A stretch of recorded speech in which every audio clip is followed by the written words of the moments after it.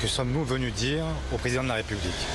Nous sommes venus d'abord lui rappeler que nous condamnons fermement, totalement, les actes terroristes qui ont été commis par le Hamas, que rien n'excuse, que rien ne justifie, qu'aucun contexte ne vient en fait appuyer. Et donc nous avons, je pense là-dessus, rappelé d'abord que dans ce moment, la solidarité doit être totale avec le peuple israélien qui vit un traumatisme comme nous en avons connu nous-mêmes sur notre sol il y a peu de temps encore. Ensuite, nous sommes venus dire aussi au président de la République qu'il n'est pas imaginable que nous exprimions un soutien qui soit un soutien inconditionnel. Bien sûr, nous comprenons qu'il y ait un droit à la sécurité d'Israël, qu'il y ait une riposte qui soit organisée, mais qui ne peut pas se faire au détriment de la population civile qui est prise elle-même en tenaille, j'allais dire en otage, par le Hamas, parce que le Hamas n'est pas une organisation qui défend les Palestiniens, qui protège leur destin, mais une organisation qui instrumentalise leur détresse pour pouvoir installer une idéologie qui est celle de l'islam politique.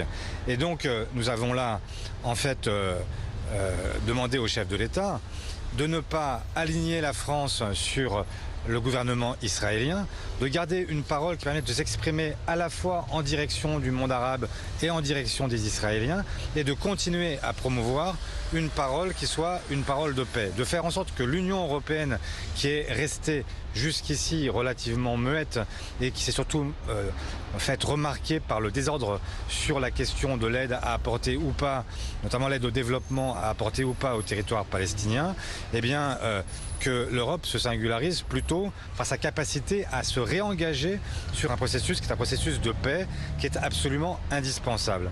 Voilà, donc ça c'était la parole que nous avons portée avec Marine et nous avons cherché en fait à faire entendre ce message-là et j'espère qu'il sera repris, entendu par le chef de l'État.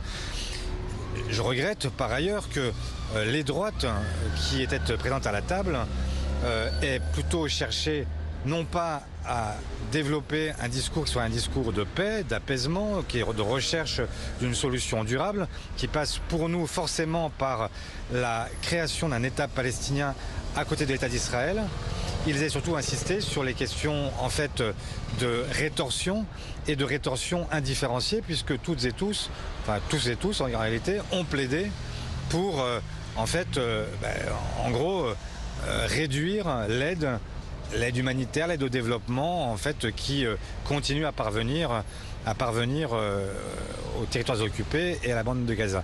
Et je crois que sur ce point-là, nous avons été entendus et que le président de la République a dit qu'il n'était pas question de conditionner l'aide de la France. Et bien sûr, elle est contrôlée, mais il n'est pas question de laisser penser qu'on pourrait sanctionner un peuple tout entier, et même en le faisant, de laisser penser que ce peuple-là et le Hamas, c'est la même chose. Le Hamas, c'est une chose, le peuple palestinien en est une autre. Monsieur Faure, est-ce que le président vous a dit ce qu'il comptait dire ce soir aux Français? Non, on n'a d'ailleurs pas demandé au président qu'il nous dise ce qu'il allait dire. On est venu nous dire ce qu'on avait à dire.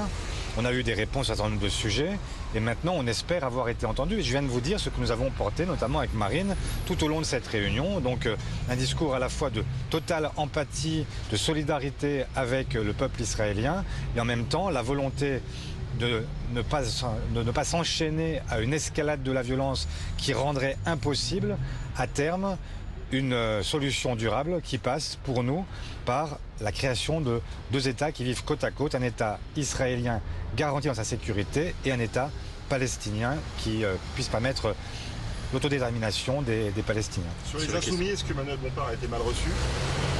C'est pas trop notre sujet. Oui, je sais pas très bien, enfin mal reçu par qui? Parce que le président a dit... Non mais très sincèrement, on vient de vous dire qu'on était venu parler des civils israéliens, du traumatisme qu'ils ont vécu, des actes de terrorisme qu'ils ont vécu, des civils palestiniens et des mesures de représailles dont ils sont les victimes collatérales, et qu'on appelait à la désescalade. C'est à ça qu'on va s'en tenir, si vous voulez bien. Notre ligne est claire sur le sujet. L'interdiction des manifestations pro-palestiniennes, du coup, il en a été question ou pas?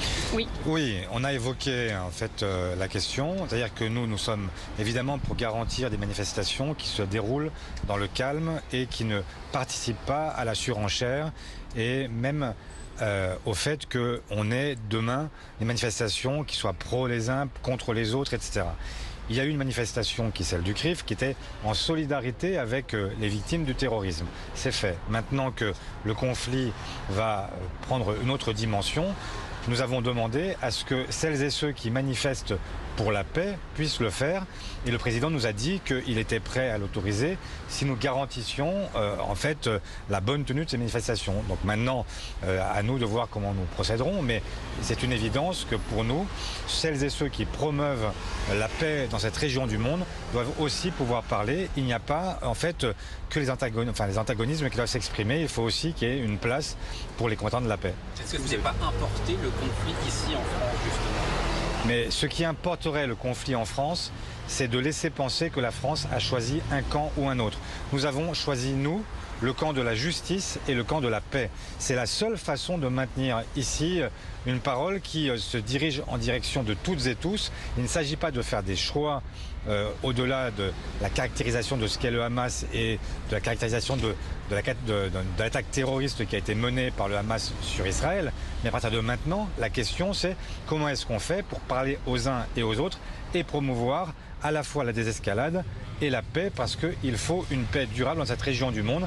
Peut-être que trop longtemps, la diplomatie française et européenne a négligé cette partie du monde, a fini par se laisser penser qu'au fond, c'était une question qui était exclusivement sécuritaire ou économique. C'est une question politique, il faut la traiter.